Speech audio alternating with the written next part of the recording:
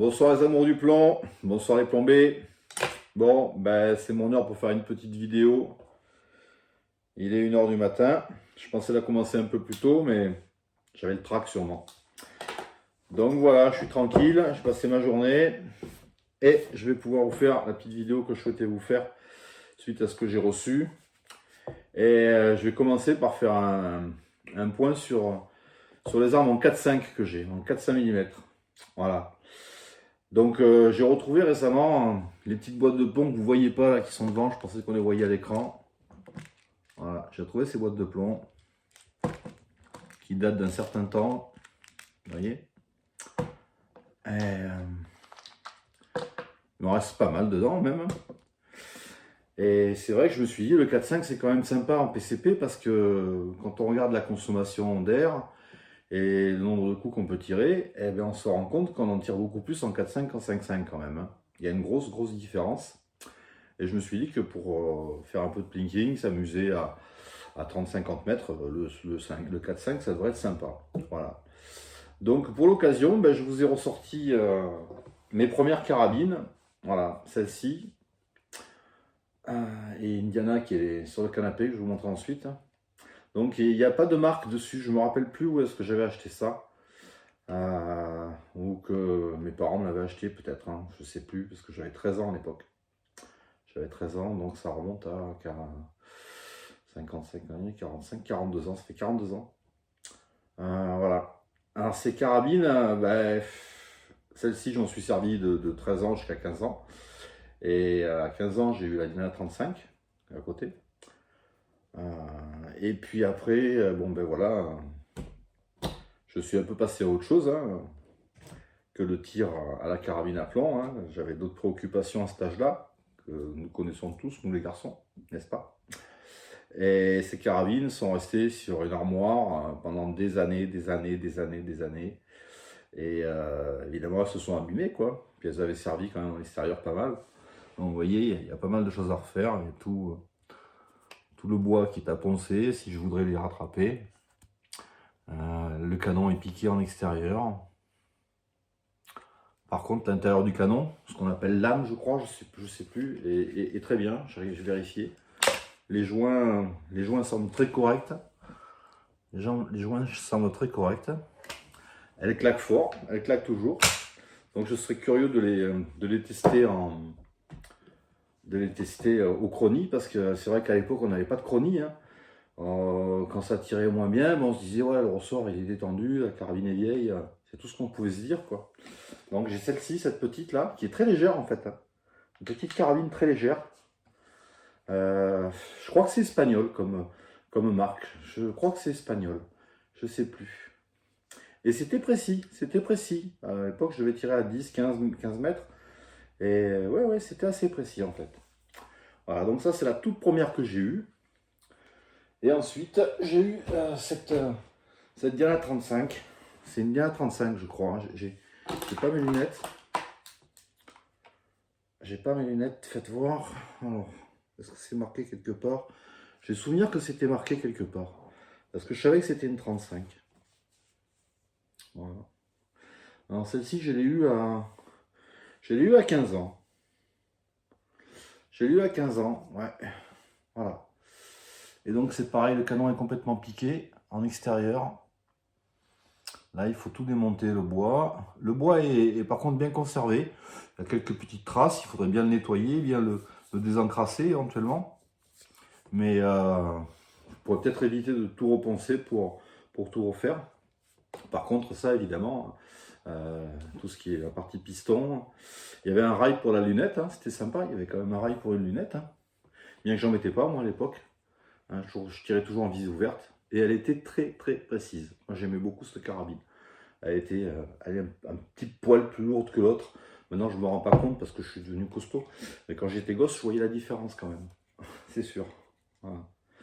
Donc, c'est deux petites carabines auxquelles, évidemment, je les ai sorties de cette armoire. Et puis, avec un petit peu de honte, en quelque part. Hein, quand on se réintéresse à ce qu'on a connu quand on était jeune. On se dit, on abandonne des choses. Et puis, ouais, enfin, c'est la vie, quoi. C'est comme ça, quoi. Donc, Elles sont pas perdues. Je pense que je vais essayer de... Je vais les sabler, peut-être sabler le canon pour essayer de sortir la rouille comme il faut. Donc vous avez d'autres astuces pour bien dérouiller. L'intérieur est nickel aussi, vous voyez. Le joint est encore gras. Le joint est gras, c'est impressionnant. Il y a un peu de graisse autour. Voilà. Je ne l'arme pas parce que je n'ai pas envie de la faire claquer. Et voilà, petite Diana 35. Donc en effet, j'ai envie de retirer au 4.5. Voilà. J'ai envie de retirer au 4.5 pour terminer ces boîtes de plomb. Voilà. Alors, je vais couper la vidéo parce que là, on va être long. Aïe, aïe, aïe, j'ai coupé la vidéo trop tard. 5 minutes, je sais pas si ça va être bon. Voilà. Là, j'ai des petits plombs. Il n'y a pas que des petits plombs. Il y a même des fléchettes. Les petites fléchettes de l'époque. Bon, il y a des petites bosquettes en 9 mm aussi. Ça n'a rien à voir. Je sais pas ce qu'elles font là. Ouais. Je sais pas pourquoi. Elles sont rangées là, quoi, on va dire. Et j'avais ces espèces de petits plombs jupés plastique. Je sais pas si vous voyez. Ouais. Mais ça, c'était très rare. J'en tirais pas de ça. C'est pas, je sais même pas comment ça a atterri là. Quand est-ce que j'ai acheté ça? Ça a été plus tard. Je vais essayer de couper la vidéo toutes les minutes. Parce que après, je suis en stress quand je la passe sur le PC. C'est quand même rageant, quoi. Voilà. Alors, j'ai encore une boîte de plomb là qui est de l'école de tir. On va faire. Voilà. Boîte de plomb comme ceci. Je sais pas si ça se retrouve encore. Je sais pas si vous la voyez comme il faut, c'est à l'envers. Voilà. Parce qu'en fait là j'ai tourné mon téléphone de l'autre côté. Parce qu'à chaque fois que je charge les vidéos sur le PC, je suis à l'envers. Tout est à l'envers. Donc par contre quand je mets sur mon logiciel de création de film, automatiquement ça me remet à l'endroit et encore. Mais voilà, j'ai envie de les voir vite fait les vidéos, les rushs comme on dit, avant de les passer sur le logiciel. Et puis les voir à l'envers, c'est pas commode. Voilà, j'ai celle-ci. Ça a dû être acheté plus récemment, à une autre occasion, parce que j'avais aussi, j'ai eu une Diana 54 Air King. Voilà, j'ai eu une Diana 54 Air King qui était réputée comme la carabine à plomb la plus puissante. Je l'ai eu quelques années, je l'ai revendue. Curieusement, je n'arrivais pas à avoir de précision avec cette carabine. Elle avait un armement latéral, vous devez la connaître, hein, 54 Air King. Grosse carabine, très lourde. Mais j'ai jamais pu être précis avec cette carabine. Je me rappelle avoir tiré quelques trucs et puis j'arrivais vraiment à rien. Mais quand je parle de pas précis, c'était vraiment pas précis. Pourquoi? Je sais pas. Voilà.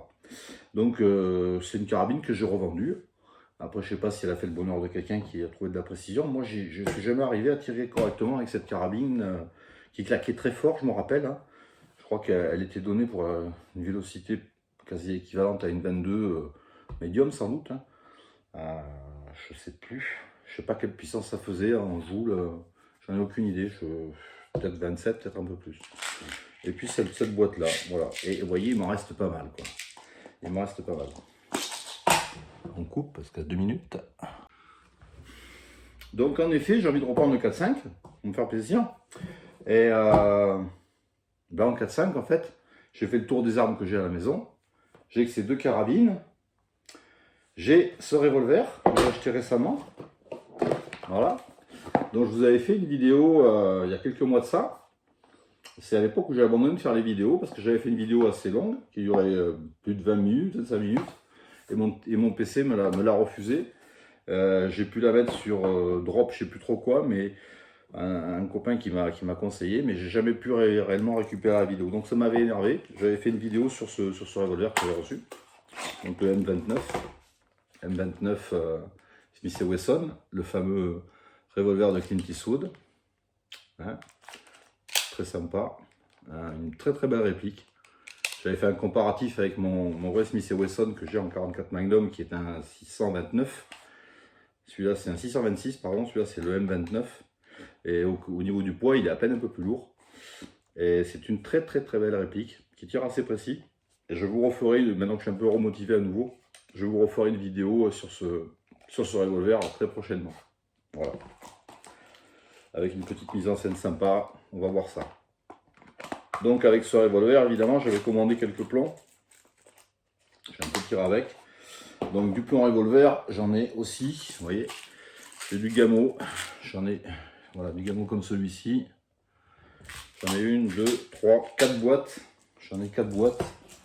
Et j'ai aussi du Gamo comme ça, par petite boîte de 250. Donc j'ai quand même du plomb en 4,5, hein, on va dire. Voilà. J'ai quand même du plomb en 4,5.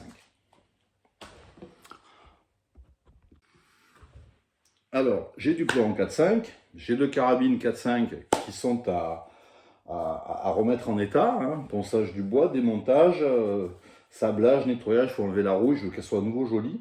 Parce que je retire avec, voir ce que ça donne. Et puis je suis curieux de la puissance qu'elle donne. Ça, je pourrais déjà le faire maintenant. Mais je vais ouais, je vais mettre le chronie pour voir à combien ça sort, ce que ça donne en joule et en vitesse de sortie. Ouais, j'en suis assez curieux. Parce que ça, ces informations à l'époque, je vous redis, on ne les avait pas. Voilà.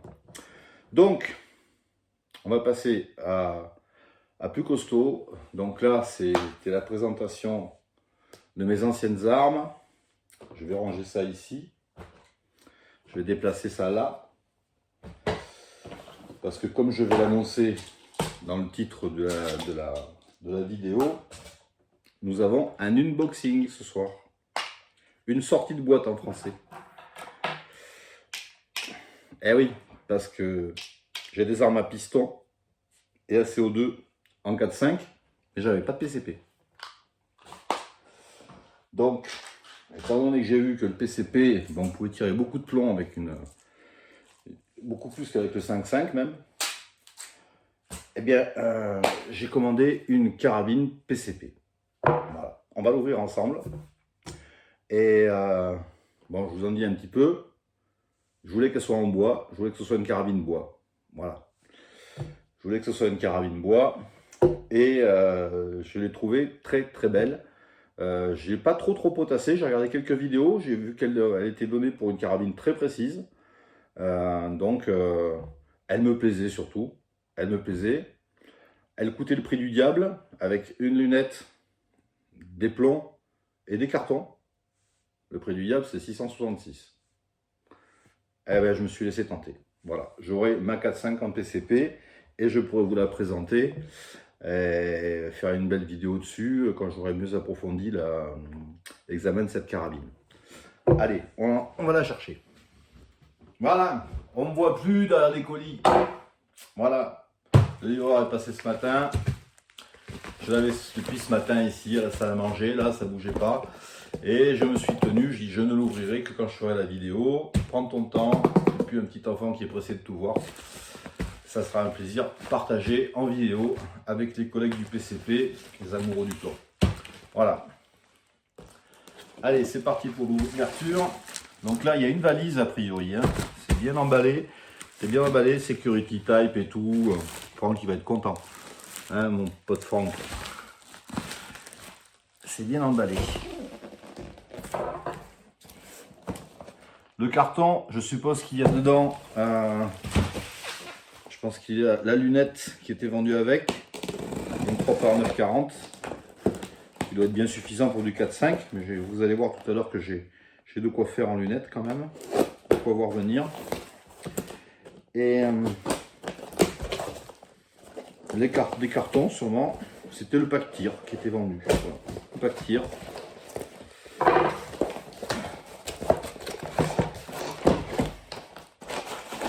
Donc on a du papier, voilà, des cartons qui doivent être semblables très certainement à se présenter en modèle sur la boîte en carton. Voilà, c'est exactement ça. Ah, ils sont sympas ces cartons, j'aime bien, j'ai toujours des cartons classiques. Ouais, ils sont sympas. Voilà, carton Humarex, des cartons Humarex. Une boîte de carton, il y en a, ils ne le disent pas. Mais enfin, il y en a un bon paquet. Il y aura de quoi faire. Donc des cartons. Et une petite lunette. Alors, petite lunette. Rifle Scope. Qu'est-ce qu'ils ont mis comme lunette? Il y a une petite chiffonnette. Voilà, petite chiffonnette avec la lunette. Rifle Scope instruction. Voilà. Donc un petit dépliant pour quelqu'un qui débute, hein, ça peut servir. Moi je devrais m'en sortir quand même sans dépliant, donc je sers de cette lunette. Donc elle a des protections, vous voyez, protection, voilà, il n'y a pas de cache, mais il y a des petites protections élastiques. Et c'est une Randopt 3x9 40. Voilà. Randopt 3x9 40. Je ne sais pas si vous la voyez à l'endroit ou à l'envers, parce que là moi je l'ai à l'envers en vous voyant. Vu que j'ai tourné mon téléphone. Voilà, petite lunette à régler, bon, à dévisser, sûrement, voilà, on dévisse. On dévisse et puis on clique, on monte, deux petites prises. Je sais pas si je vais la mettre, parce que rien que pour ça, j'ai des lunettes qui, à tourelle, ça sera quand même plus commode que me servir de cette lunette. Lunette à tourelle, ouais, je pense que j'en ai. Sinon, combien on voit dedans? Je vérifie le temps de la vidéo. Ah ouais, d'accord, je vois le genre. Ouais. C'est la lunette, non, vous ne pouvez pas voir évidemment. C'est la lunette version de format réticule tireur d'élite qu'on voit sur les lunettes qui sont pas très chères. Là, vous avez la croix comme ça, petite graduation, puis vous avez hop, ça fait comme ça, et puis tac, tac, tac, tac. Et ouais, sur les lunettes pas chères, il y a souvent ce réticule, j'ai remarqué. Ça en fout plein les yeux hein, aux jeunes quand ils ouvrent ça. Oh, ça doit marcher sûrement. Hein. Enfin, bon, c'est une 3,940 quoi. Mais enfin, il y avait quand même une lunette avec, donc pour 666 €, virgule quelque chose, c'est bien quoi. Avoir une botte de plomb, une lunette pour tirer, une belle carabine et puis des colliers. Bon, on va pas se plaindre. Hein.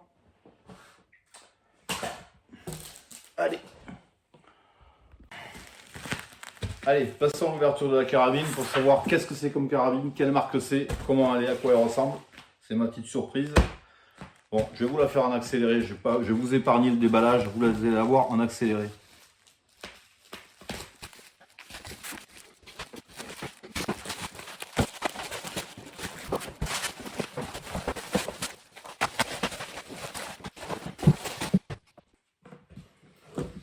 Voilà, la valise. Une belle valise. Et donc, c'est une Hasselcon. Hasselcon. Inter Hasselcon.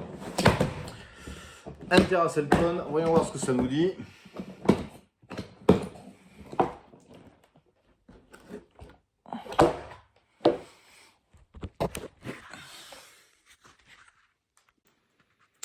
Voilà la valise ouverte de cette Inter Hasselcon. C'est une marque turque, ça je sais que c'est une marque turque qui a de bons retours a priori. Voilà. Donc il y a un manuel qui est assez épais. Bon, c'est toujours pareil, ça va être en plusieurs langues hein, sûrement. Ouais, voilà, là c'est en français dès le départ. Ça a l'air très bien détaillé.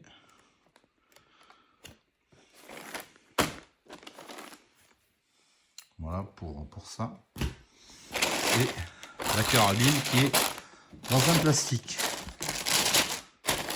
Allez, je vais reposer la caméra parce que il me faut mes deux mains pour ouvrir correctement. Donc il y a quoi là? Là il y a un tube de silicone sûrement. Un tube de silicone. Ouais. Là on a le chargeur. Je crois que c'est un 14 coups. Oui, c'est un 14 coups. Chargeur en 14 coups, en 5,5. En 4,5 pardon. C'est du 4,5 hein, que j'ai pris. Je voulais une 4,5. On a encore un truc épais là. La garantie. L'enregistrement et la garantie. Voilà.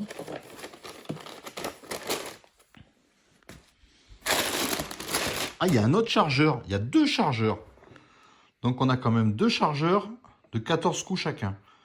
Ça fait 28 coups. Donc il y a autant d'autonomie qu'avec la M3 qui a 28 coups, je crois, en calibre 22. Il me semble. Bien. Allez, je pose la caméra, je vous reprends. Donc me revoilà.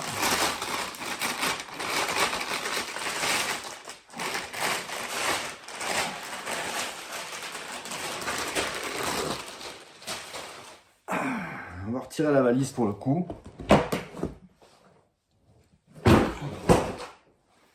On va amener le support carabine. Voilà, voilà. Alors, je sais plus en quoi il est bossé, je crois que c'est en noyer. C'était marqué sur le truc. Ben, c'est joli. C'est joli. C'est joli. Avec une poignée anatomique. Ah ouais, on a une excellente prise en main. La poignée anatomique est vraiment sympa. On dirait qu'elle a vraiment été faite pour au sort de mes doigts. C'est impeccable. Il y a le petit mano. Mano ici. Elle est, ouais, le noir est profond. Le canon est tout comme la recharge de PCP. Ouais, c'est une belle carabine. C'est une belle carabine. Je sens que je vais passer du bon temps avec cette carabine. Ah ouais, elle est très agréable. Elle n'est pas aussi légère que la Gamo, c'est sûr. Mais si je la réserverai, bon, je ferai du tir sans appui. Mais tir debout, je testerai un peu tout, mais je tirerai en appui aussi, hein, surtout en appui. Je vais voir jusqu'à quelle distance le 4-5 est efficace. Voilà, je vous en remontre.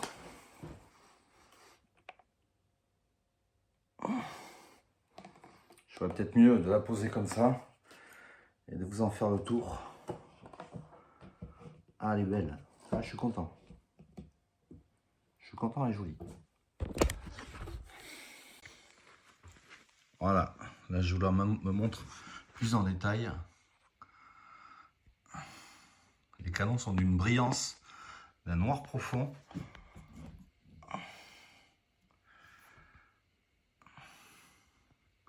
Voilà, c'est la Ravelo X5, RX5. Ravelo RX5. Elle est déclinée en 4.5, en 5.5 et en 6.35.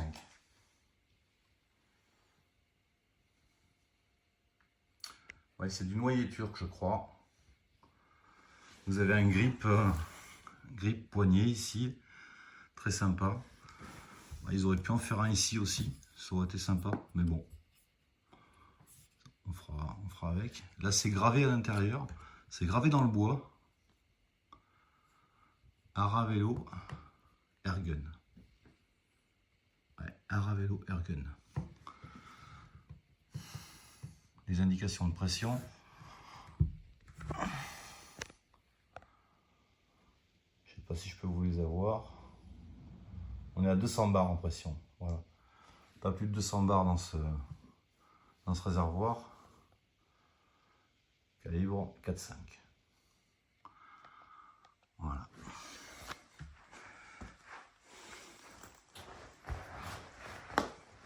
Vous avez une plaque de couche. Il y a une belle plaque de couche. Après, c'est du PCP, il n'y a pas de recul, mais enfin bon. Ils ont mis une plaque de couche en caoutchouc quand même. Je vous la mets au soleil parce qu'on va avoir des deux côtés.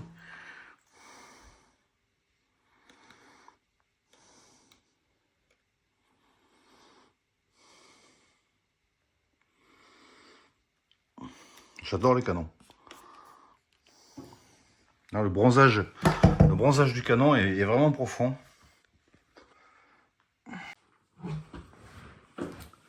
Oui, je disais, le bronzage du canon est très profond. Très sympa. J'aime beaucoup. J'aime beaucoup, on la tient très très bien en main. C'est super. Ouais. Demain c'est dimanche. Je devais aller partir me chercher du tabac Et j'ai pas envie. J'ai pas envie de faire la route en moto. Je crois que j'ai des armes à tester. Pour celle qui est sur la table là-bas, que j'ai testé vite fait cet après-midi. Et celle-ci, il y avait ça dans la boîte aussi. A priori, c'est quoi? C'est une valve de rechange, ça, je crois. Ouais, ça ressemble à une valve de rechange avec des joints, une pochette de joints et une valve supplémentaire. À moins que la valve soit pas installée dessus, ça me surprendrait. Mais bon, je crois que c'est ça. Et une petite clé Allen. Voilà, voilà. Bon. Ben écoutez, pour l'instant, j'ai plus rien à vous dire. Hein. Il y a un rail lunette. Voilà.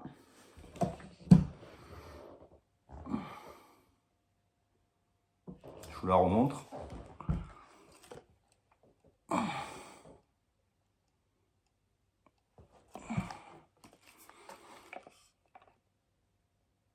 Je vais pouvoir reprendre du 4.5 avec une charge réservoir 90 coups. Me semble, de mémoire, ce qu'il y avait marqué sur le descriptif. Ça va, 90 coups, c'est quand même sympa. Ça va permettre de s'amuser, je pense. Et de ne pas aller recharger tous les quarts d'heure. Bon, je vous fais un petit tour de ma table que j'ai pris en photo, que j'ai mis tout à l'heure sur ma page, mon groupe, un de mes groupes tir au plomb. Et puis je vais vous dire bonne nuit. Et puis j'ai hâte à demain pour pouvoir aller monter tout ça et essayer tout ça. Bon, le petit tour d'horizon de ce que j'ai en arme longue PCP. Donc le voici, après l'ouverture de cette Hasselcon carabine turque. Donc là, c'est les plombs que j'ai commandés récemment. Je vous en avais fait le déballage sur une des dernières vidéos, l'avant-dernière. J'attends encore 2 piles comme ça pour celui-ci, pour la mise qui est là évidemment. Des Snowpeak, j'en attends 10 boîtes de plus. J'attends 4500 plombs en 4.5 évidemment. Donc là, c'est la dernière commande de plomb. Là, c'est les plombs qui me restent depuis que j'ai acheté la M3, donc il me reste pas mal. Hein. J'ai pas touché à ça. J'ai encore 1000 coups avec ceci. Mais mon collègue Franck en avait pris pas mal aussi et il m'a dit qu'il était assez déçu de la précision. Donc bon, après à voir, hein, je lui dis ça sera peut-être à utiliser sur du plinking à plus ou moins courte distance. Je ne les ai pas encore testés en fait. Voilà, ça c'est ceux avec lesquels j'ai tiré dernièrement avec la M3, parce que j'avais plus de 22 par contre. Donc je vais aller acheter ça au prix très fort à Bordeaux, vite fait, 26 € la boîte alors que c'est à 17 € sur les sites. Des knockouts. J'ai des calibres 30 que j'ai pas touché. Il y a une boîte là qui est entamée en bas. Elle est beaucoup plus légère que les autres. J'ai 2 boîtes de 9, donc plus les autres que j'ai là-bas.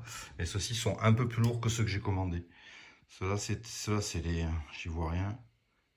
44 grains, 75. Et ceux-là, ils doivent être un peu plus légers, je pense. Ouais, c'est ça. Ceux-là, c'est des 33 grains. 33 grains 95, ceux-là. Bon, je verrai un peu la différence entre les deux. Les petites carabines. Donc la SK19 que j'ai testé cet après-midi. C'est un truc de ouf cette carabine. Là, je vous ai sorti le cache silencieux. C'est un tube, il paraît que ça amoindrit beaucoup plus. Ça a de la gueule comme ça. Enfin, j'ai tiré avec. Problème avec cette carabine. Bon, j'en dis pas plus avec cette carabine parce que je vais faire une vidéo avec. Mais voilà, elle fait beaucoup de bruit. Et puis quand vous tapez dans la terre et que vous n'avez pas fait gaffe que la puissance elle est réglée un peu trop haut sûrement, ça vous fait des gerbes de terre de 50 cm de haut. Si ça peut vous parler. C'est assez phénoménal. Je relevais la carabine, j'avais mis 3 boîtes de conserve en l'air sur les parpaings. Elles ont dégommé. J'étais à 50 mètres, j'étais même pas en visée sur l'épaule. Hein. J'étais à bras tendus comme ça. C'est impressionnant. C'est impressionnant. Mais je reviendrai sur cette carabine sur une vidéo très détaillée et très explosive. Vous verrez, ça sera sympa. La petite M3 que j'ai dépouillée de la lunette en mettant... J'avais remis des marques pour pouvoir la remettre. Quand je voudrais remettre la parde. Voilà. et les autres lunettes que j'ai disponibles. Donc ma Hawk, que je réserve pour une future carabine longue distance. Deux autres, une Spina très efficace, une lunette chinoise mais très efficace. Très bien. Cette O1 qui est parfaite aussi, j'avais monté sur mon N4 récemment. Et là j'ai un point rouge, ça c'est de mon M4 Commando 556 hein, qui est ici là justement parce que j'ai sorti la lunette qu'il avait dessus, celle-ci, pour pouvoir la mettre en expo sur la table. Et cette petite lunette courte qui a une focale assez sympa aussi, voilà, qui est légère, l'avantage de pouvoir créer une arme légère. Donc j'ai quand même de la lunette disponible pour les carabines. Voilà, voilà. Bon, sur ces belles paroles, je vous souhaite une très bonne soirée et à bientôt pour une prochaine vidéo. Ciao les plombés!